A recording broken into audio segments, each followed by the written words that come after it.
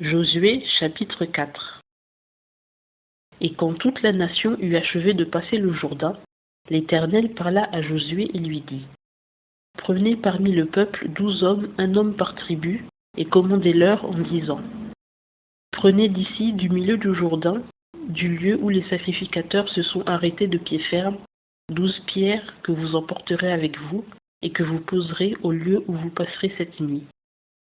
Josué appela donc les 12 hommes qu'il avait choisis d'entre les enfants d'Israël, un homme par tribu, et Josué leur dit: Passez devant l'arche de l'Éternel votre Dieu au milieu du Jourdain, et que chacun de vous prenne une pierre sur son épaule, selon le nombre des tribus des enfants d'Israël, afin que cela soit un signe au milieu de vous.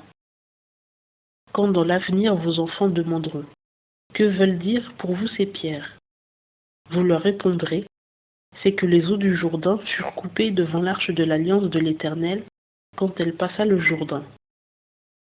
Les eaux du Jourdain furent coupées, et ces pierres sont pour les enfants d'Israël un mémorial à jamais. Les enfants d'Israël firent donc ce que Josué avait commandé. Ils prirent 12 pierres du milieu du Jourdain, comme l'Éternel l'avait dit à Josué, selon le nombre des tribus des enfants d'Israël, et les emportèrent avec eux au lieu où ils passèrent la nuit, et ils les y posèrent. Josué dressa aussi 12 pierres au milieu du Jourdain, au lieu où s'étaient arrêtés les pieds des sacrificateurs qui portaient l'arche de l'Alliance, et elles sont là jusqu'à ce jour. Et les sacrificateurs qui portaient l'arche se tinrent au milieu du Jourdain, jusqu'à ce que tout ce que l'Éternel avait commandé à Josué de dire au peuple fût achevé, selon tout ce que Moïse avait prescrit à Josué. Puis le peuple se hâta de passer. Quand tout le peuple eut achevé de passer, l'arche de l'Éternel et les sacrificateurs passèrent devant le peuple. Alors les enfants de Ruben, les enfants de Gad et la demi-tribu de Manassé passèrent en armes devant les enfants d'Israël comme Moïse le leur avait dit. Environ 40 000 hommes équipés pour la guerre passèrent devant l'Éternel pour combattre dans les campagnes de Jéricho. En ce jour-là, l'Éternel éleva Josué à la vue de tout Israël, et ils le craignirent comme ils avaient craint Moïse tous les jours de sa vie. Or l'Éternel parla à Josué en disant: Commande aux sacrificateurs qui portent l'arche du témoignage et qu'ils montent hors du Jourdain.